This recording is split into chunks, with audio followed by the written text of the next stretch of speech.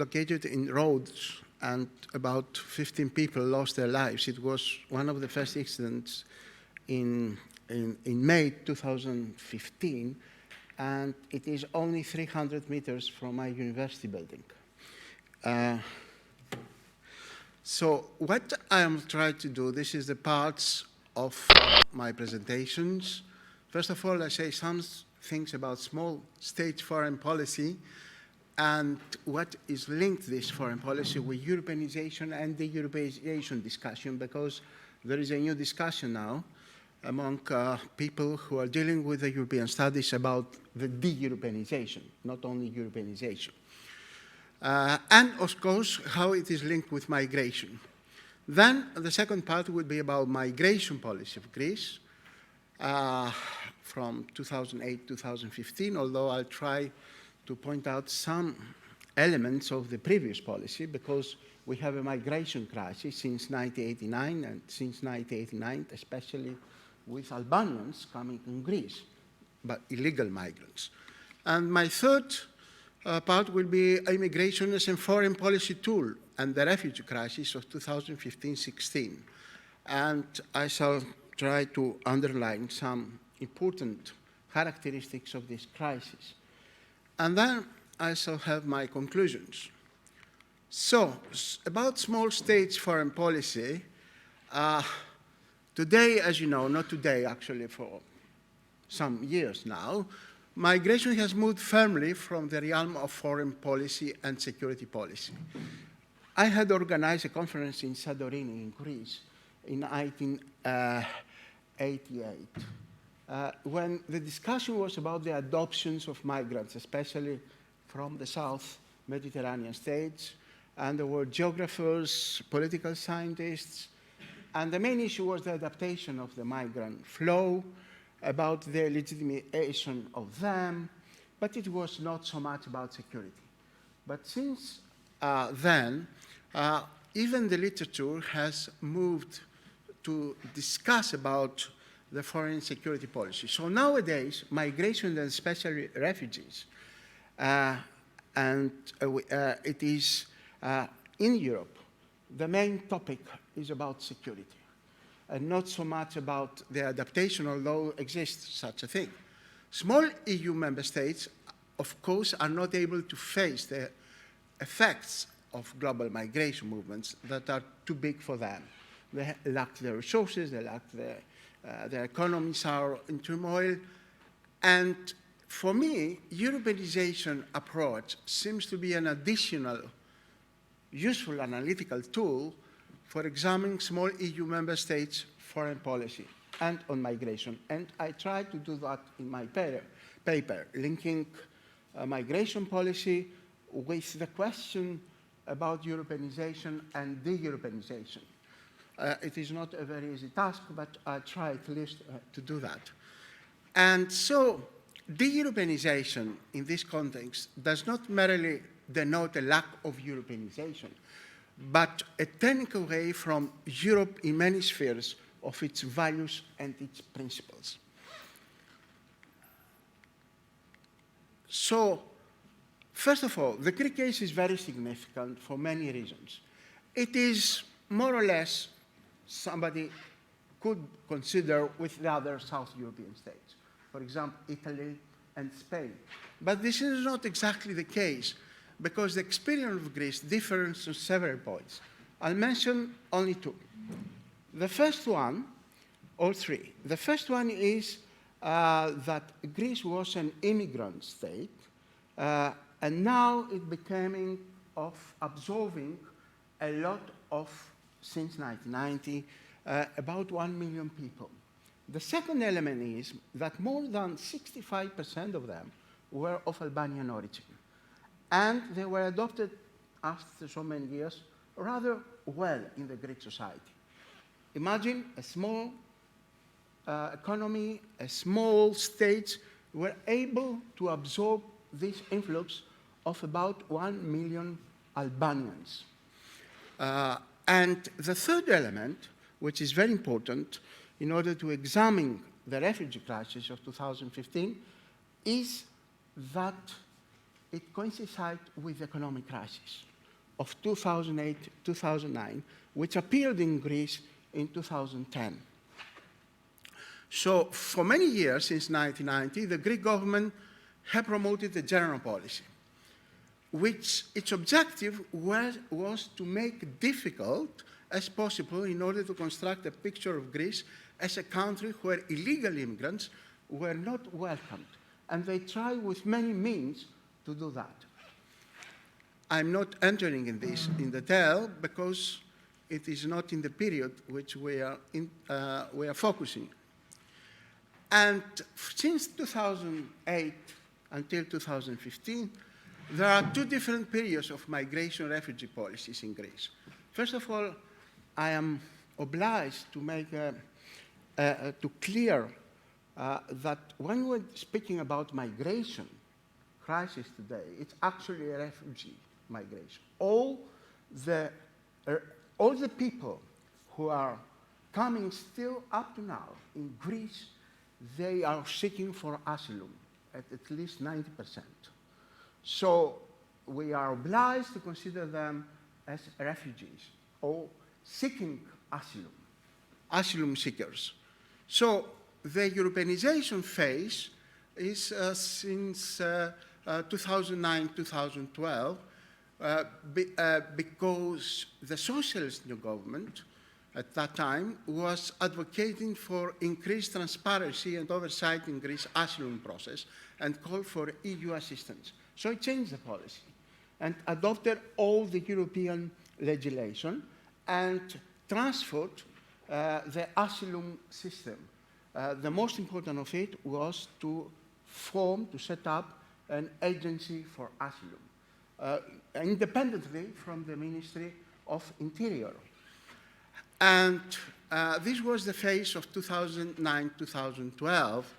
But what I call superficial European phase is since 2012-2015, when a new conservative government won the elections in coalition with the Socialist Party and changed the policy.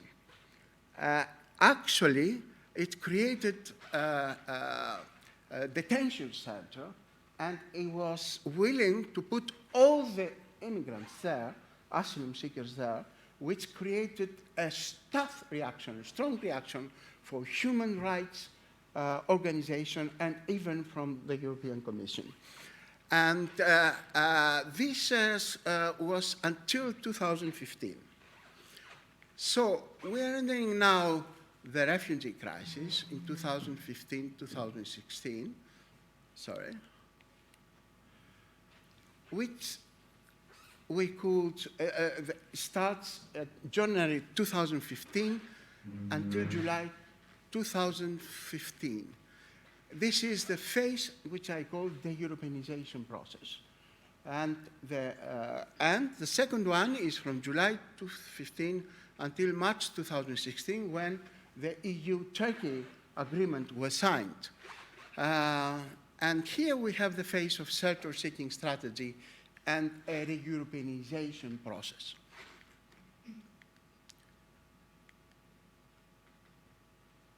First of all, the refugee crisis of 2015 is on the same time with the acceleration of the economic crisis, due that the new government, Syriza, which made a coalition with a right-wing party, an ultra-right-wing party, this is a paradox, they try, I'll explain it later, to link the economic, the negotiations as far as the bailout agreement, a new bailout agreement with Troika, European Commission, Central European Bank, and European Central Bank, European Commission, and the third one is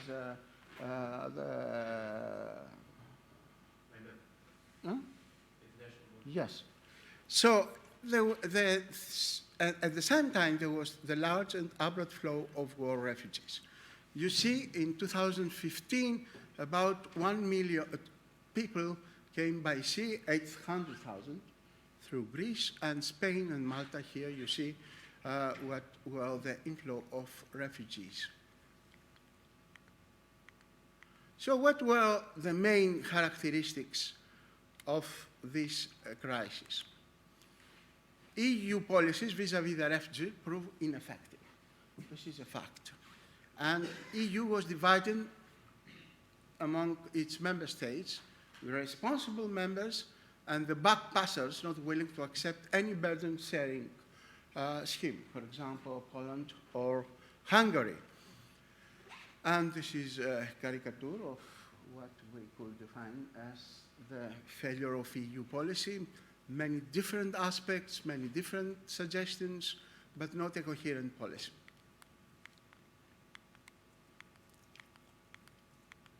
So, January 2015, July 2015, when Greece at least signed a new memorandum, during this period, it tried to link the negotiations with Troika with the refugee crisis. And by which way? First, by pressing the creditors, Troika, for more concessions. This is the externalization. But by which way?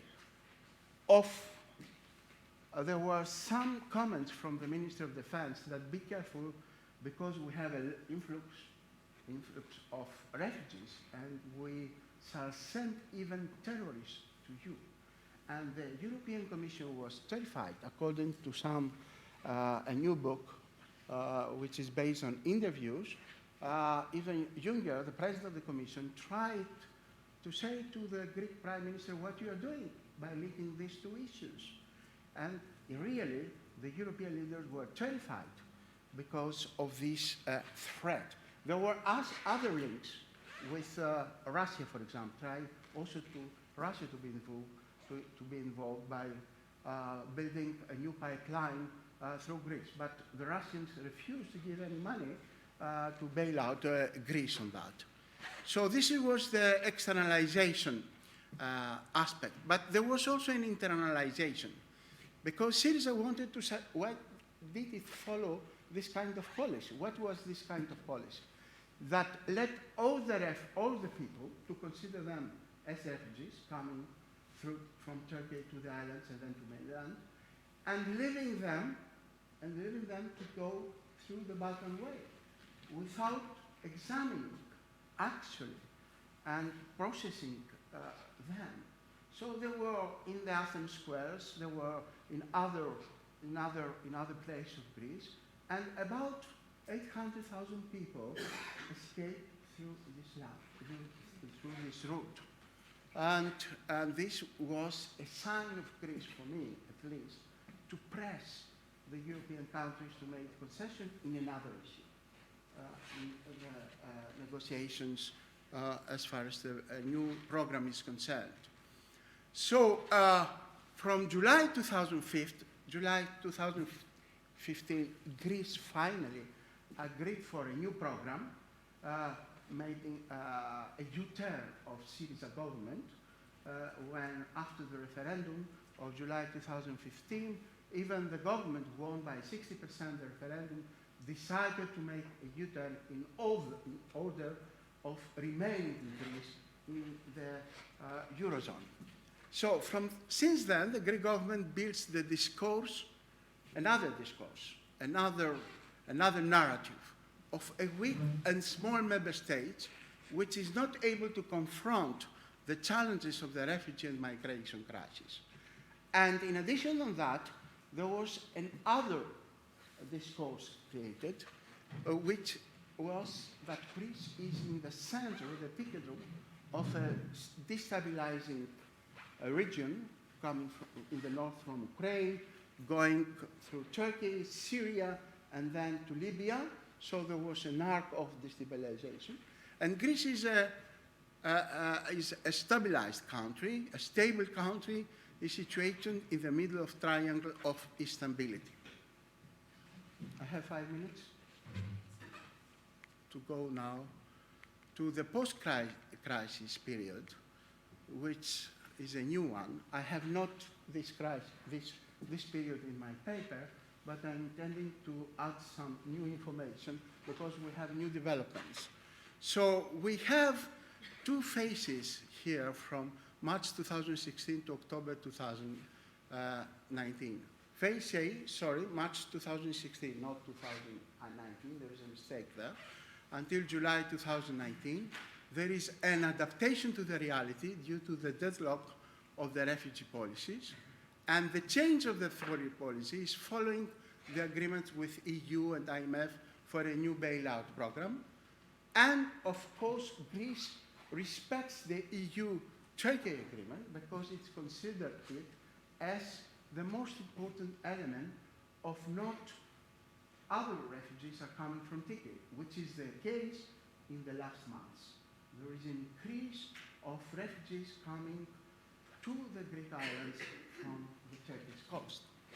And we have the phase B since July 2019, where the new conservative government has already adopted a controversial new asylum legislation, which of course creates, again, mounting criticism, and it will roll back fundamental human rights, which also set up, again, detention centers.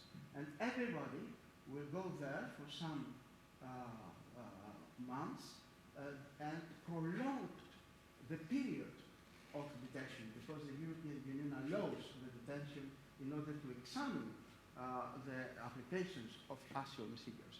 But it made it much more strict. It puts a lot of bureaucratics. It changed the second degree level of screening the applications. So already the International Amnesty and other international human rights organizations, they have put their objection. But this has to do also with the domestic situation, because the new government tries to persuade its voters that it's determined to stop the influx of refugees. And because many of the voters believe that the identity of Greekness is changing through the refugees, which actually they are not so many. There are about 85,000 now. There are not so many, but it brings a discourse and is one of the most important problems now in the Greek political life. So I'm going through my conclusions. The first one is Greece has been the member state that faced the refugee crisis in the eye of the storm as the refugee crisis of 2015 took place on the same time with the acceleration of the economic crisis. Greece in different periods has chosen to follow different policies. It seems that these changes in the Europeanization or de-Europeanization trends reflects changes, ideological or political, in the decision-makers' perceptions. The individual's role, Prime Minister or the Foreign Minister, in a small state, and you have already mentioned, plays sometimes a very important role. And there is a dependency from EU and EU-Turkey relationship. Greece, of course, is unable to alter its geography or have the human tide alone. And two questions. Do small states seek political, economic, and social shelter to increase their likelihood to survive and prosper? The question, I think the Greek government's strategy regarding the refugee crisis during the first 7 months, January, July 2015, does not confirm entirely this assertion. It's what I have already pointed out during the discussion. And when, the second question, EU incentives are weak, somebody could assume, and domestic concerns grow strong, other decision makers of the member states adopt discourses that are against the EU. So they are entering in a de-Europeanization phase. The case of Greece proves that this finding does not reflect the actual course that Greece has followed since July 2015. It's exactly the opposite case. It wanted a shelter policy, seeking a shelter policy. And my last point, what is the reason behind these all changes? It's the external milieu, or how the decision makers consider the external milieu. And it has to do also with the domestic situation. So I think here, if we use foreign policy analysis tools and try to concentrate on the importance of leaders' beliefs about their environment and the concretive process they follow, I think perhaps we'll be able to explain in a much successful way why Greece, for example, was able, the case was to change its policy according which government was there and according to the domestic environment, as well, of course, what was happening in the external. And a final question is why in 2015 so many people decided to cross the Greek-Turkish border and to injure their lives? Something happened? What was that at that particular time? So many people decided to use the Balkan corridor. I think there are two reasons for that. The first one was the situation in the camps in Turkey and in Jordan, where the economic assistance and the humanitarian assistance started to decrease. So there were many people who had incentives of crossing Turkey and then go to Europe. And the second reason was the Greek New Left coalition government to send a message to the smugglers that through Greece you could go to Europe, you could go to Germany, you could go to Sweden. And there was a third reason, the Chancellor's Merkel decision in August 2015 to permit all these people in Germany. And she paid a very heavy political cost for that decision, and then Germany decided to change its mind. Thank you.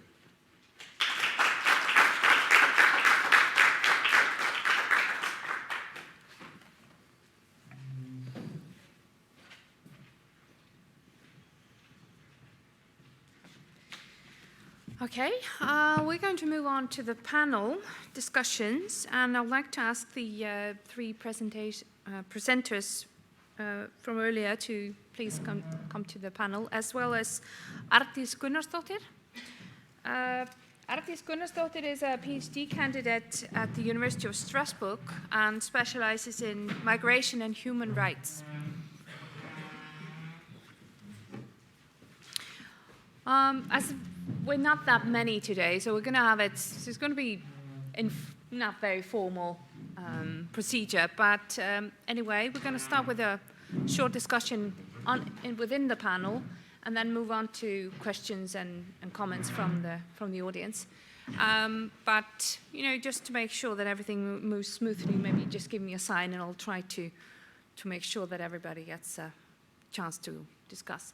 I would like to start with you, Arndís, on if you would like to reflect on the presentation from this morning. What the main issues that we can learn from it, please. Thank you. As I said before, my flight was cancelled, so I didn't attend the conference yesterday as planned. I'm sure I missed a lot of interesting points and discussions. What I found it very interesting, everything that you were saying this morning about the experience of Slovenia and Estonia. There are similarities with what I would call the Icelandic situation. Iceland is, of course, a small state, but it also has other characteristics that are important in context, which is, for example, the location of Iceland, which is very isolated.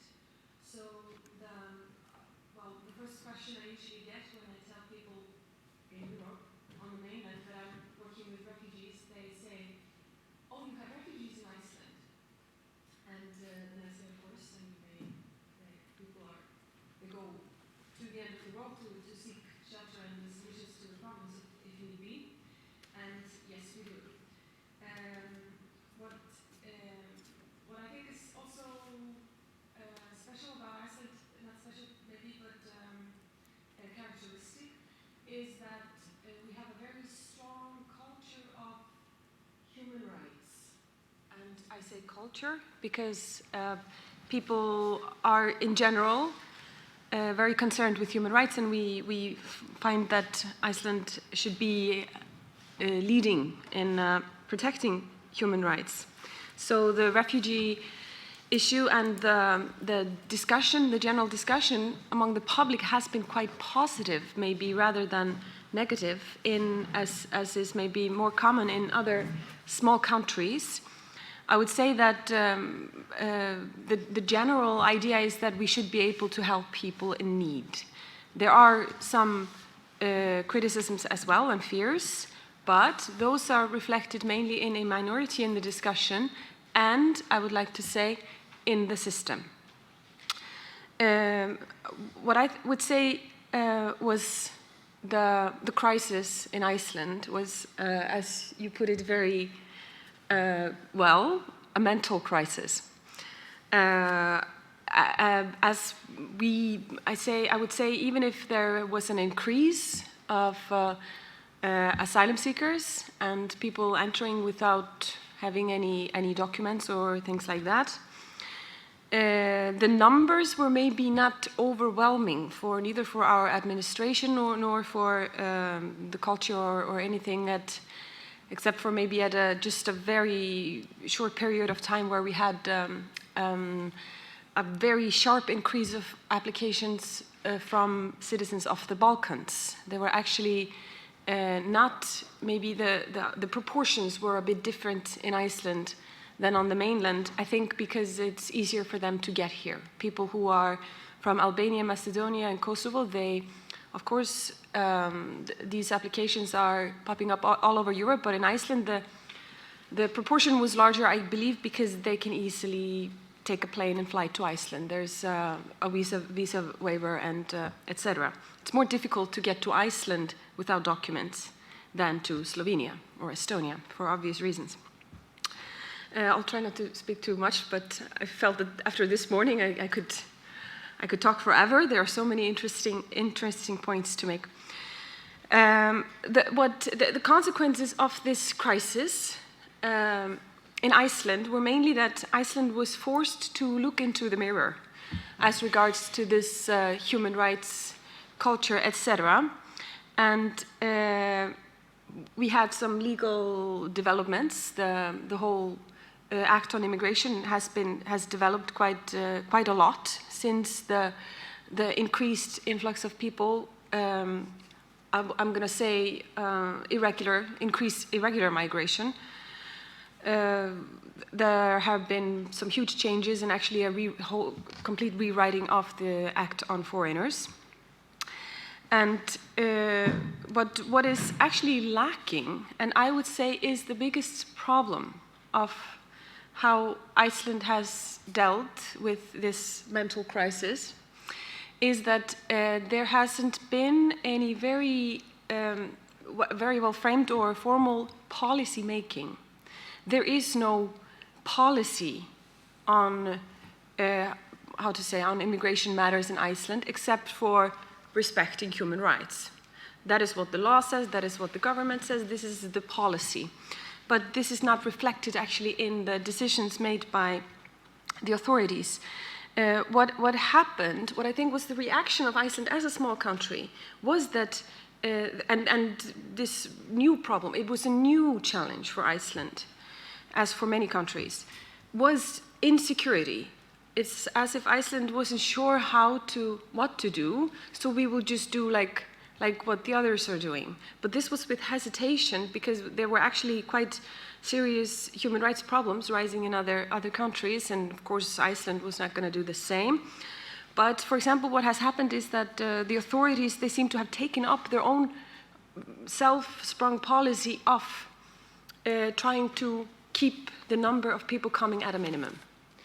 The problem is that this has never been decided. Nobody formally, at least not publicly and out loud, demanded for the authorities to set a limit or to try to keep people out, if we put it that way. But this is what still happens. The Dublin regulation was mentioned. I would say, a large part of applications that come to Iceland, they have what we call a Dublin hit. Because for obvious reasons, when people reach Iceland, they have some kind of a connection or touch with another European country before. Iceland is applying the Dublin regulation very, very narrowly, claiming that we have very narrow authority to take applications despite another country in Europe being responsible. So I would say this is the reaction was chosen, but I think it was more out of it kind of came automatically. It wasn't a policy that was made until a little bit recently out loud. And so the reaction of Iceland is very reactive, like maybe in all of Europe. It's very reactive, and it's basically trying to maybe minimize the problem because we don't know what the problem might become. Kind of trying to avoid the crisis coming, even if it didn't really come. What I find interesting, most interesting maybe, from the speeches this morning and in this discussion is, because we are talking about the reactions of small states and how they can manage crises like this, it is that the question that I find very interesting is, to what extent did we create the crisis? What caused the crisis? Was it the number of people coming, or was it actually our reaction to it that caused the crisis? So that is the question that comes to my mind. For example, listening to the experience of Greece, and also the transit countries, where people are actually just coming through, so why not just let them go through, by stopping them at the border, by making more restrictions, by applying the Dublin regulation. We're actually, in my opinion, and my experience from my work and research, we are actually increasing the problem, the crisis. The Dublin regulation, I've always been curious to know how much it has actually cost Europe in plain money, rather than just the psychological and logistical problems that it has caused, because it was supposed to, almost finished, it was supposed to, fix the problem of asylum shopping. In my opinion, it has created that problem rather than fixing it, or problem. I'm going to put all of these concepts in a little bit of, there are reservations to all of them. Because, for example, we have people coming to Iceland who have 2 pages of Dublin hits, and a Dublin hit is like 3 lines, so you can imagine. So and now the countries are paying to fly people back and forth around Europe to shift the issue somewhere else. But is it really a solution? Okay.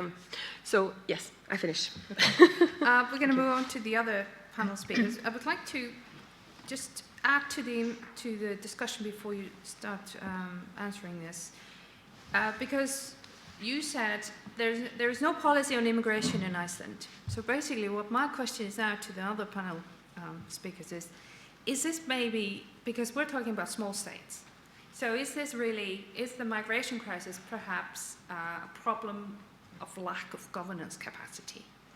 So, yeah, please. Me? Yeah. Okay. I'll answer to your question, but I think also it's relevant to this important question. If we, the Europeans, created the crisis, and especially the refugee crisis, I don't think so. It depends on which country we're discussing. If we're discussing about Greece in 2015, even now, there is lack of capacity, definitely. We need a lot of people who are dealing with the asylum, and even Germany, for example, promised to send a lot of officers from police, but they are not willing to go to the Greek islands. They are willing only to go to the vacations, but not of doing this job. So there is incapability also from the European point of view. But for me, actually, there is no refugee crisis. Because in Europe, if we're talking about 1 million people, or even 2 million people, as migrants and refugees, putting all together, it's not so many. Greece was able to adopt 1 million people only from Albania. And they contributed to the Greek economy. They collected fruits in the farms, and because the Greeks were not willing to go there. And they contributed to the social security system. I think the problem is not to the migrants, because Europe needs migrants. For example, in Italy or even to Germany, where there is a serious demographic decline, they need such people because they are contributed to their security problem and to the employment. Otherwise, in a few years, the German industry will look after to other countries to move in order to continue the exports. Germany was the second one now, or some years is the first greatest export in the world. So I think it is mainly the problem is political. There is a construction here because many political parties in France, the National Front, in Germany, the Alternative Party, in Hungary, in Poland, they are able to exploit the situation and to win the elections. So it is a problem, a domestic problem of Europe. And the question is how the minds of the people, of the voters, could change. Because I think it's a little bit difficult because these people are more or less Muslims. And did you hear the Prime Minister, who is very popular actually, he won the last elections, and they're able to win the elections, they say about the Christian, Byzantine, Roman civilization, and we don't want to change our attitude and our civilization. He puts them, the topic, in civilization terms, and not about capacity or about in the economic field. So I think we have a problem here in Europe, a serious problem. And this is, the refugee crisis is a case study of how we are not able to deal with this problem. Okay, thank you. Maybe just to refer to this issue, I think we should clearly distinguish the case of managed migration and unmanaged migrations. Well, in case, as you pointed out, for the Greece and the Albanians, actually this is maybe the labor market shortage that occurred, and this is quite obviously a managed migration. Yeah. This case study from 2015-16, it's mostly about unmanaged migration. This is something else, you know. So I think we are in the crisis still, because it's unmanaged. If you have things under control, you know, then you cannot refer to that it's not a crisis, but otherwise it's a crisis. But maybe just to refer what was pointed out on the reflection, who caused actually the crisis? Well, we have both push and pull factors with migration. So clearly, I think in 2015, there was a large increase within the pull factors, actually. And this was simply, you know, you can come, you know. Pull factors. Pull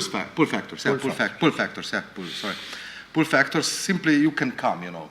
So this is why that people started in 2015. The migration started before, but the peak was mainly, you know, one country said, okay, you can come, and obviously they didn't have some contingency plan that so many people would actually arrive, and using very, very different ways how to come. So I think the peak that we caused in 2015 and 16 was mostly, yes, caused by us. Maybe not by the EU as general, but by some country who obviously thought that it's very large, too large, so that they can, you know, do the policing on their own. I think this would be an opinion that I would give, you know. But maybe then the outcome was, as pointed out yesterday, a little bit of the downsizing of this country, you know, and the influence of the country. Okay. Yeah, Marilis? Yes, I just wanted to answer the question you posed, that is the migration crisis a result of lack of... A bit louder. Sorry. I just, is the question of is the migration crisis a result of lack of capacity? And I think that it's very clear that it is. And I think it's not only the small states who lack capacity, but I think it's, as I mentioned, it's a European problem. So it's the European Union itself. I think that even though there is a common asylum system, so common policy, then as Maria highlighted yesterday, that it's still, policy making in this field is still very intergovernmental. So it's each member state still does not want to give decision rights to the European Union level. So it's so I think that one of the problems is that there's a lack of clear division of responsibility between the member states. So what happens when a crisis hits, and who then, if the Dublin regulation, as we saw, collapsed, then how do we then deal with the crisis? That's a European crisis. So in that sense, there's a lack of capacity on the EU side, but also I think it's clear that for the small states, especially if I take the example of Estonia, it's totally understandable why they didn't have the capacity, because it's a totally new challenge for them. So in that sense, it was a reaction, and I think for also the other European small states, I think it's very clear that the lack of capacity was one of the reasons why it maybe became such a big challenge also in the perception of the society. Okay. So, are there any questions from the audience at this point? No? Yeah. Yes. First, I just want to say, based on the case studies that we heard yesterday and today, I think that the book with its ambition to come up with new theoretical insights has done a good job. I think it's really interesting to see the different cases coming up with the different small states coping strategies, the train changing and the linking policies and the mental challenge for Estonia. I had the comment on Estonian side because I think one of the really interesting findings there is this failure in communication. Because I observed the media, of course, I lived in Sweden already then, but there was this, David Rivas went to Brussels and came back and said, well, now we're taking in 500-something refugees, our prime minister at the time. And I remember that was the thing that put it all on fire, because people started to saying that, oh, we can't decide anything ourselves, Brussels is telling us what to do, and these kind of things. And I was thinking it goes a bit against public administration theory, saying that small administration has these informal communication channels and are closer to the public, because in this case it's a clear case of showing that, well, this communication didn't work out, and instead it created this panic. So I think in your chapter you should definitely highlight that finding of this failure of communication and what that led to, and this mental crisis that we were having in Estonia. I think it was mainly fueled by this failure of communication from the government side. I just thought, and also I think case of Estonia, but also with other cases, the geographical location as well, the historical background in the definition of small state becomes really clear. So maybe something to add into your analytical chapter as well, just to discuss the geographical location and also the historical background of the state as well, and in what context the crisis is taking place in. Yep. Anyone? Yep. Okay. No, I just wanted to very quickly add to that, because that's a very interesting perspective. Because Arndis and I spoke at the beginning of the crisis at an event here in Iceland, and at that time the debate on relocation was just starting, and I got confronted by news cameras after the event in the University of Iceland, and they were criticizing me as a representative of Brussels, which was not really the case, but that you say, well, we do have a strong culture of human rights here in Iceland, but we're not going to let Brussels tell us who we're going to give our welcome to. So this is quite interesting for me, this point, is that, well, yes, you might be in favour of human rights, but are you going to let someone else dictate who enters your country, when maybe the Icelanders would prefer to help the Rohingya instead of the Syrians, or there's not just the Syrian war, there are many other crises all over the world. So it's a question of federal level versus state level versus local level on this issue, especially if you're small in capacity, because you have only a few places you can offer, and therefore they're even more precious to you in terms of a national decision. So this, in terms of administrative capacity, this is also a political question here, and it's actually not about being nice or being not nice, something else.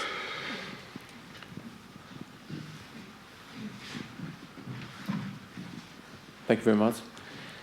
Can we distinguish when and in which ways small states of European Union behaved as rule takers or rule makers? This is my question. Does anyone like to reflect on that? I would maybe I'd answer to Jana real quickly. Maybe it goes too deep into the Estonian case, but yes, that's true that when the Prime Minister came back from Brussels and said, well, now we agreed to accept that we are joined the relocation resettlement scheme, that was kind of the added fuel to the fire, and it was a big, big debate. But before that, they were also very openly claiming that when Juncker came up with the forced scheme, or basically the redistribution, then the government said in Estonia that no way is Estonia going to agree with compulsory schemes, and that kind of there was a lack of kind of managing the expectations of the society. So in that sense, it's true that the mixed signals and not a clear stance was very problematic, and one of the reasons was also because the coalition members were very didn't really want to have a very clear position, because it would maybe take away their political scores. So it was also a game of politics. So that was an issue. Yes. Would you like to respond to the rule taker question? Yeah, well, usually, at least from the perspective, let's say, of Slovenia, we are the rule takers. You know, we do not. I think we even do not bother with that we would be sometimes maybe the rule maker. You know, which creates, you know, often a lot of discourse also internally, because we had the same although slightly different situation within the former Yugoslavia, you know, who was rule taker and who was rule maker. We didn't discuss, but usually, you know, they are rule takers in this situation. Except, you know, if you have a real challenge when there's a so-called national interest at stake, which happened actually in 2015, okay, we will do what it is expected from us to do, so we will simply transfer the people to the west and to the north. In case, you know, if these people do not, you know, get stuck here, even if they do not want to be here, you know, because we had the perception that they do not want to actually stay in Slovenia, but they have some other, you know, destination countries from this perspective. What is maybe just to refer to this lack of governance or lack of the capacity issue that was previously stated.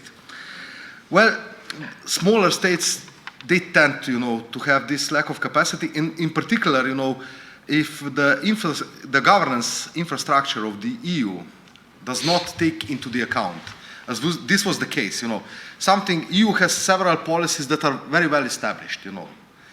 So you have domestically also the infrastructure, how to deal with it. When you have extraordinary situation like this was, you know, even the EU didn't know how to cope with it. And then it was simply, you know, transferred to the national level and do it the best you can, you know. And it's clearly, you know, there's a lack of capacity. It's not one person, you know, two persons, so there are some multiplier effects also in larger countries. And this, let's say, created an enormous problem. With us, during this 6-month period of 2015-2016, ice hockey, football matches were actually cancelled because the riot police was on the border, you know. Yeah, really, you know, there are several, you know, also in the smaller countries, we have, you know, clashes which are very dangerous, you know, from the perspective of the audience. And yeah, they were cancelled. Police was not able to securitize. The transportation was heavily challenged. Also political, you know, the military. We have small police force, regular police force. We have small regular army force. The military was sent on the border, which is unusual for the peaceful situation, you know, that military is doing the police work on the border. The law needed, the constitution actually needed to be amended for this reason. And what happened? We got a new agency because of the crisis. Yeah, because Ministry of the Interior was not capable to cope with the crisis, so a new agency was established, you know, National Agency for Protection of the Border, you know. So we got a new agency. Outcome was this, you know. So additional, I would say, bureaucracy was.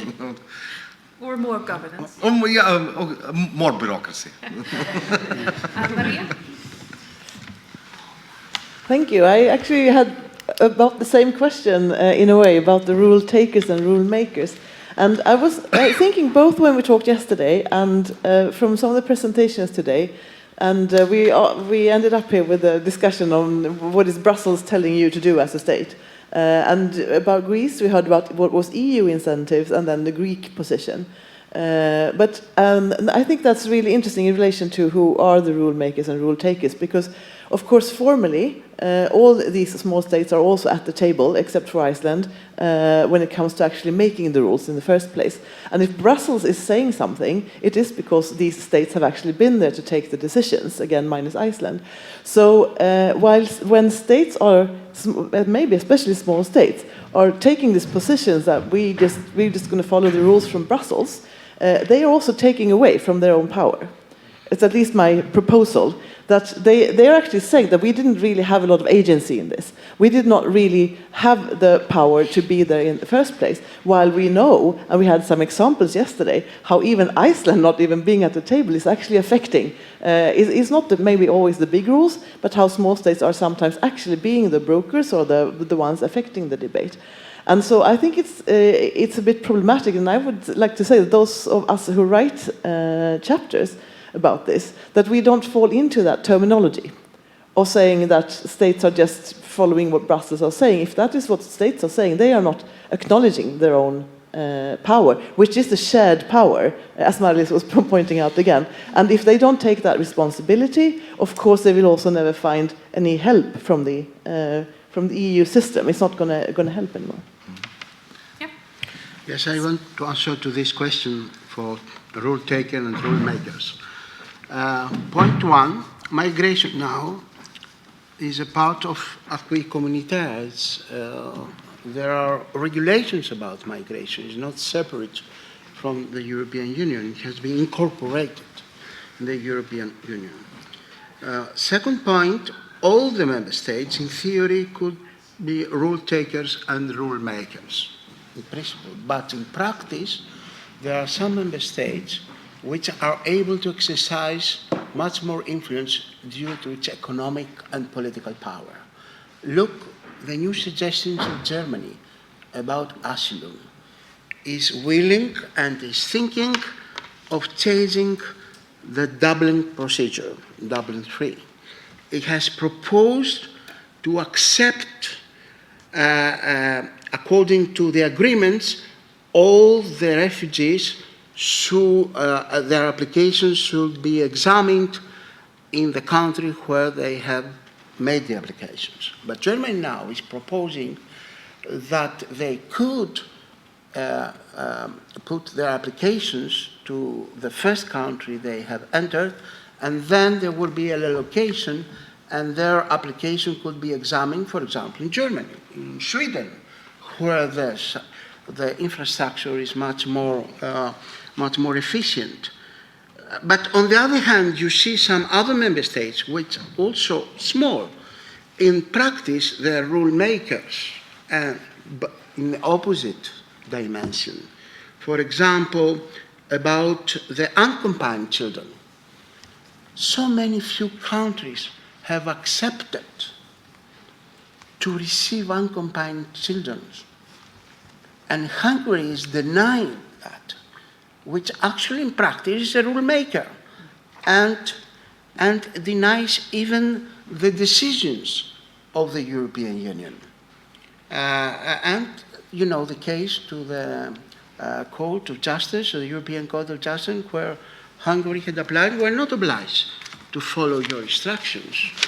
So, and another thing is that, and I'm finishing with that, is as a proposal that some member states, between them Greece, they're trying to revise the EU-Turkish agreement, which is quite difficult because Turkey is not possible to revise this agreement. We need to revise it, but Turkey uses it as a foreign policy tool, not only to Greece, but also to the whole Europe, and especially to Germany. Just to add to the perspective of rule makers and the rule takers, in particular, I think you need to ask the residents of the specific small states within the EU why actually they are within the EU. And if you would pose the question, let's say, to Slovenian experience, given that we are a small export-oriented economy, people would actually say it's not about politics in Brussels, it's about that we have single market, that we have common market, that we have single currency, and that we have free movement. We do not bother what the policies are. As long as we have this, we can have benefits. Yeah, we can have benefits, you know, from day-to-day travel to the neighboring countries, given the location that we have, that we can export without any, let's say, currency risks associated with other trade risks that were associated before. Nevertheless, this would be the main. So I think people even do not expect that it would, you know, the country would have some major influence on political decision-making. Yeah. Let's say half a sentence. Yeah. Isn't this still then a small state strategy? Yeah. A strategy of not using the power? Yeah, just having benefits of this, you know, three major things. Marilla? Yes, I wanted to also address what Maria said, that it's exactly right that the small states are also behind the table where decisions are made. During the interviews, when we prepared the chapter, we spoke also with the former cabinet members who very vividly explained or described how behind the table they were actually distributing people one by one, that who will reset or relocate people. So they were very much in the decision-making process, but I think that what their strategy was to kind of shift the blame on the Brussels side and just kind of choose the policy-making venue, and on the national level say that, oh, well, our hands were tied and we didn't actually have anything to say. So I think that's like knowingly made decision to kind of to have political gain on the national level, but in reality, they realize that they have to share burden, that they are also part of the decision-making, and just kind of if you want to be in the union, you also have to pull your shoulder under the weight. Yeah. Okay. Yes, I'm going to try to respond briefly to actually many points that I think bring us to actually the same point.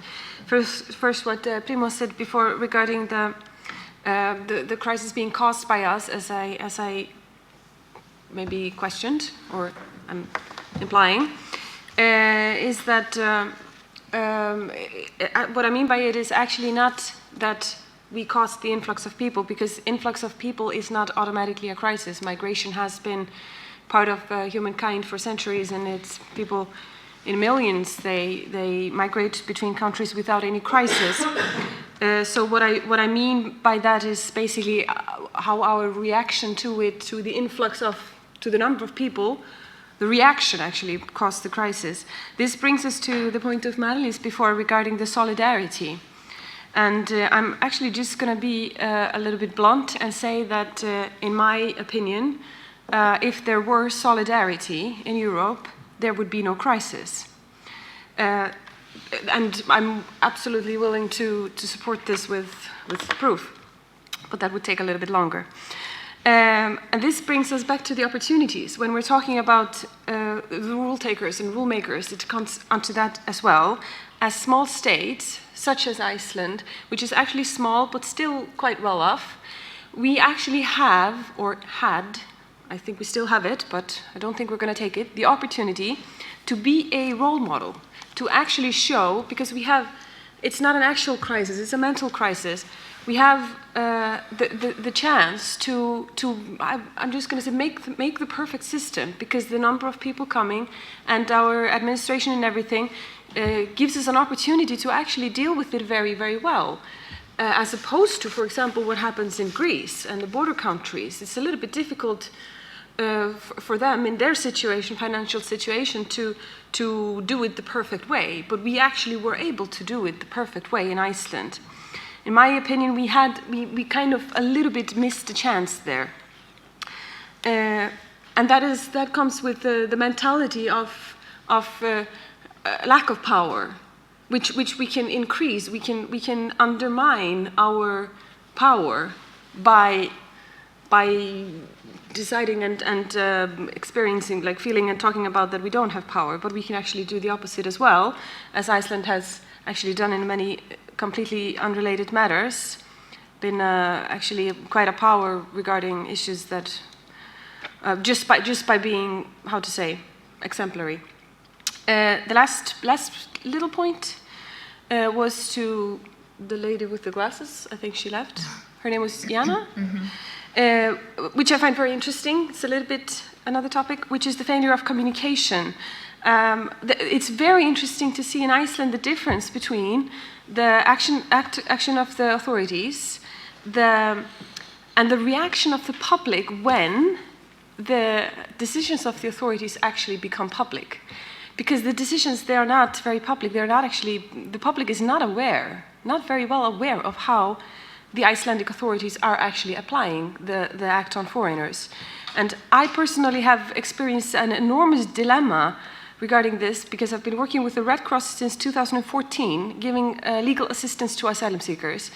And the cases that come to the media and drive the public absolutely crazy are usually far from being our worst cases, and they're far from being unique or an exception. But everyone absolutely seems to be very, very unhappy with these decisions.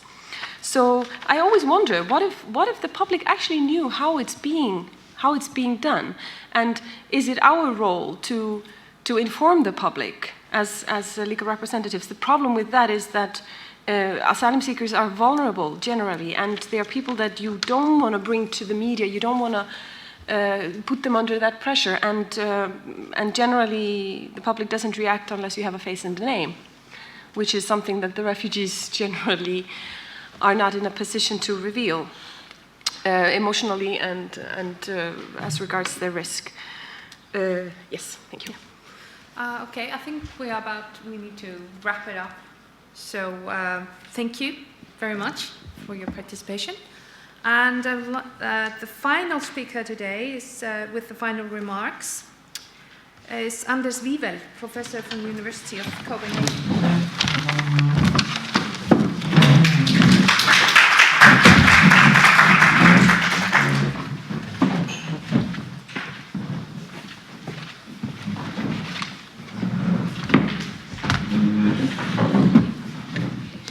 And I think I'll do it from here in order to be able to see the notes that I made over the past 2 days on my computer.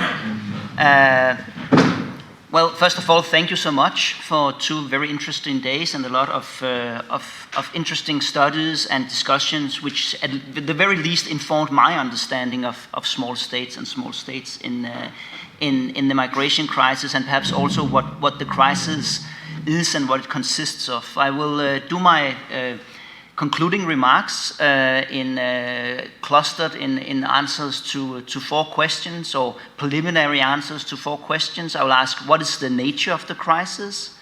What are the challenges and opportunities for small states following from the crisis? How did these challenges and opportunities translate into small state strategies? And finally, what does this tell us about smallness today? I think if we look at the nature of the crisis, I think our discussions has disclosed the need for defining what we mean by a crisis.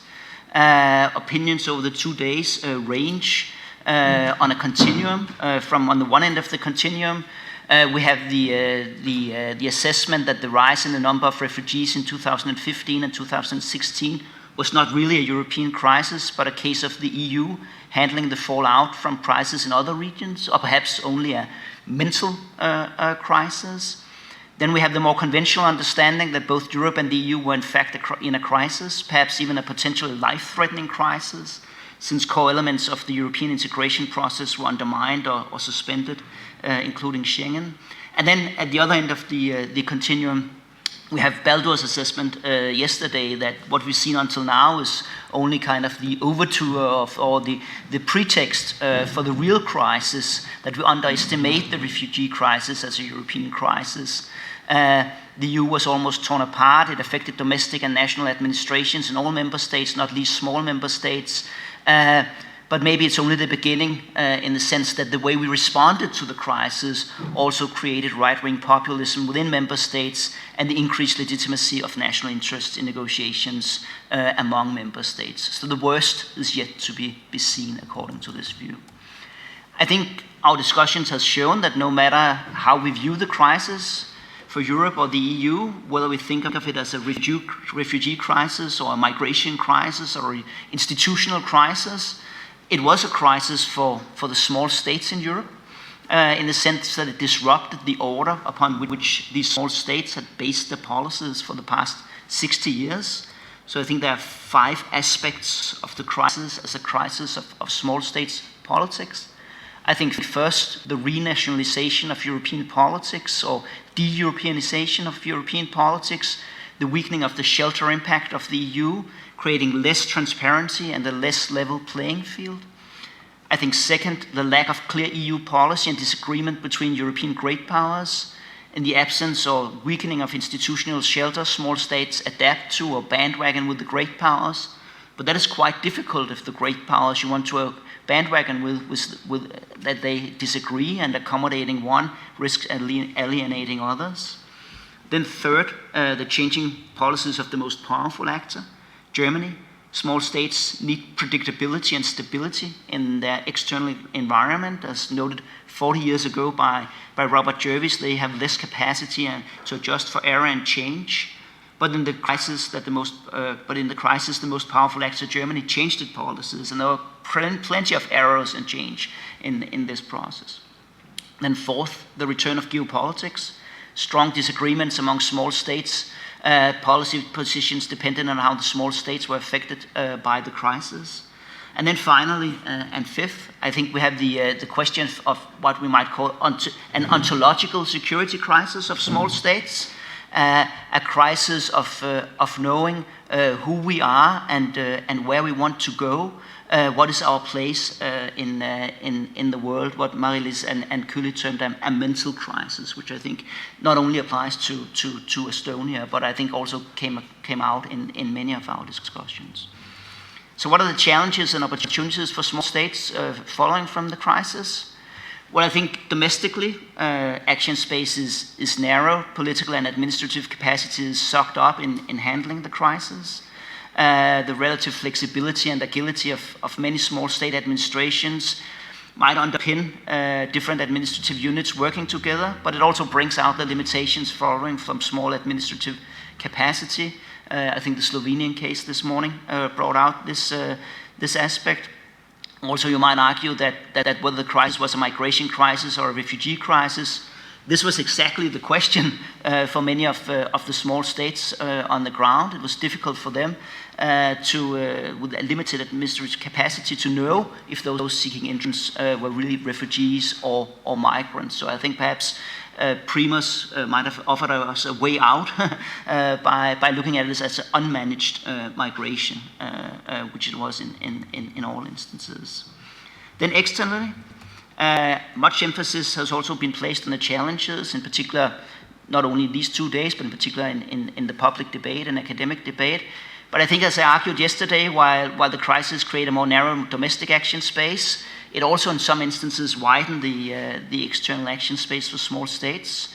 Rules are undermined. States are then in a better position to take advantage of this. Small states are in better position to take advantage of this than great powers, because the systemic effect of small state actions are less than those of the great powers. But I think there's actually might be a little bit of a trap in this, because by taking advantage of that action space, small states also risks undermining the small state friendly characteristics of the European Union even more by legitimizing a wide range of national interest-based policies rather than seeking common solutions to shared problem. They risk undermining their own status as good citizens also of the European and global liberal and institutional orders, and thereby they also risk that other actors would be harder to convince about the merits of this order in the future. So I think one conclusion from the case studies in our discussions could be that after the crisis, small states can do more, but they can actually achieve less as they try to do it, as they're very active but achieving less. How do these challenges and opportunities translate into small state strategies? As mentioned in the debate earlier today, the experiences of small states during the crisis is cause for revisiting and re-evaluating the strategic menu we identify in the introductory chapter. I think if I should sum up at least some of the findings, I think one is regarding shelter strategy, which is, as we state also in the introductory chapter, it's more important but also more difficult to pursue in times of crisis. One might, if we look at the responses of a small state, be tempted to say that shelter seeking, it's a bit like a collective security. It works only when you do not need it, but I think that would be a hasty and wrong conclusion. I think one lesson of the crisis, actually, which I think have been almost forgotten at least in the more alarmist analysis of the crisis and its consequences, but also in our discussions here, is that although the EU was not a perfect shelter for small states in the crisis, Europe and the small states found themselves in a much better position than in previous European crises, and the small states acknowledged that no European states chose a Brexit solution. They found actually that the EU shelter was still in their best interest. Historically, times of great power disagreement and emphasis on national interest has led to a breakdown of institutions, a reduction in the number of small states. This was not the case. Certain institutional arrangements like Schengen were suspended. The EU was still remarkably, I would argue, resilient. The great powers were actually incredibly civil in their pursuit of national interest. So in that sense, I think one conclusion could be that history has not returned here, and that might be the biggest achievement of the EU as a shelter in the crisis. The EU continues as a nexus for politics in the region, and it also continues to kind of structure how we act towards each other, and that's good for small states. However, I think also that an important finding of the case studies is to document and illustrate the increased importance of new and old strategies. I think one really interesting contribution is that hiding and free riding are back as prominent small state strategies, enjoying collective goods while contributing as little as possible, trying to not to make too much noise. Another strategy which has achieved increased attention in the literature on small state strategies in recent years, that's the hedging strategy, that you kind of play on more than one horse. It's difficult to hedge between great powers in the European crisis, but I think there's going on a lot of hedging between national interest policies and supporting the EU. Small states want both national autonomy and keeping the EU shelter, and to some extent the crisis allowed them to do so in the short run. Might be aspects of this in what the Greek study found as kind of superficial Europeanization. And I think also that the politics of hedging, you might also say, are also the politics of hypocrisy, and maybe in the study of small states, we can maybe also learn from some of the organizational literature on organized hypocrisy in this instance. I think linkage politics and the use of crisis as a tool for concessions in other policy areas is an important finding. Came out also, again, very nicely in the Greek case study. Bilateralism also as a supplement and occasionally replacing multilateralism. And then I think there are some interesting consequences in terms of normative entrepreneurship.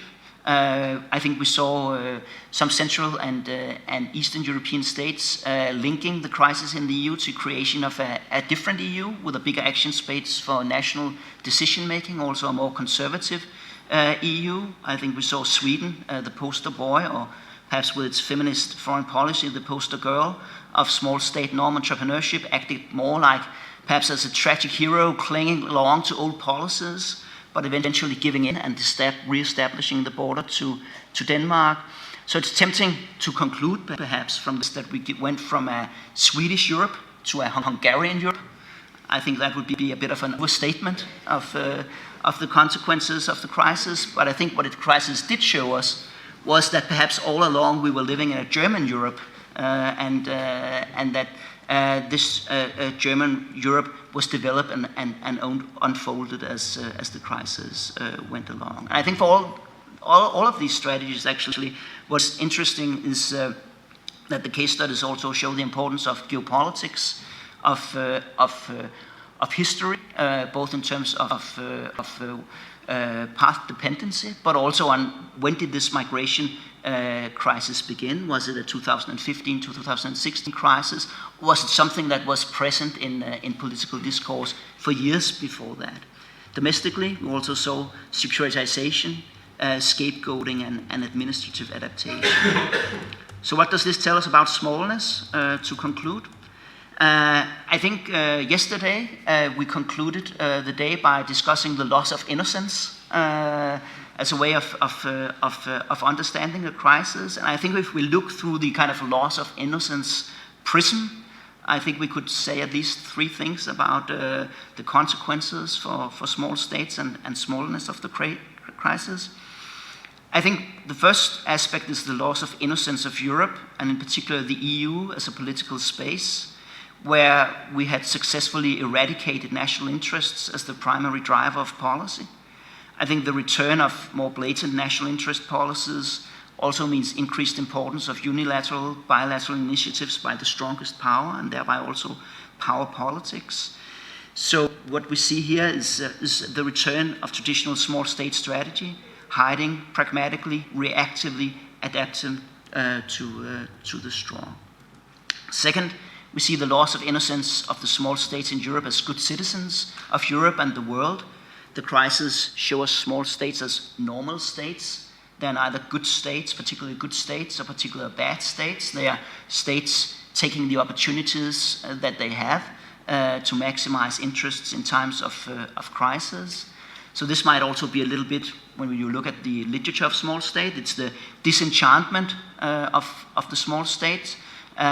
These small states used the crisis not only as a springboard for national interest politics abroad, but also for securitization at home, thereby also creating better conditions for nationalist populism. And this may, in time, undermine the status and legitimacy of some small states as norm entrepreneurs, but also, again, it might also create new opportunities for other types of states. We saw that, for instance, for Hungary. And that leads me to my third point, which is, and final point, the loss of innocence of Europe as a normative power at the center of world politics. I think not to be the center of the world is an unpleasant discovery. For me, I was only 2 years old when my little sister was born, and that was it for me. For the EU, it has taken a considerably longer time to get to this realization.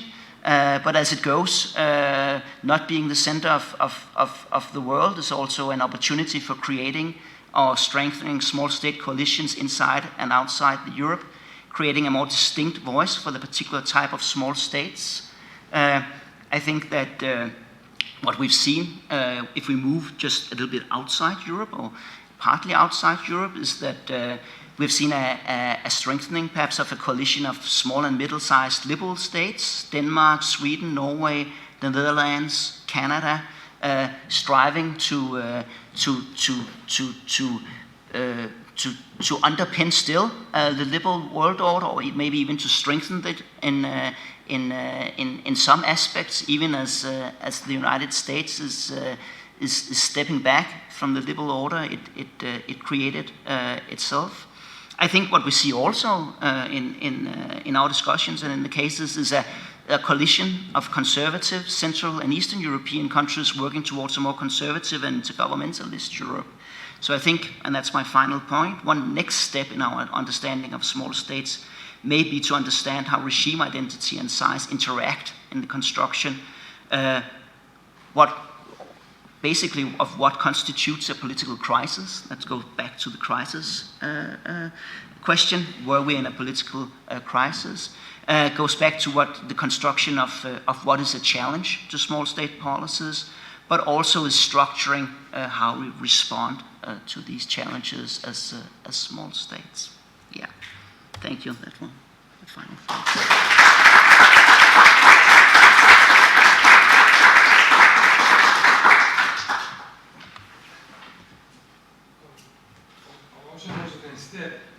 Yeah, that's it.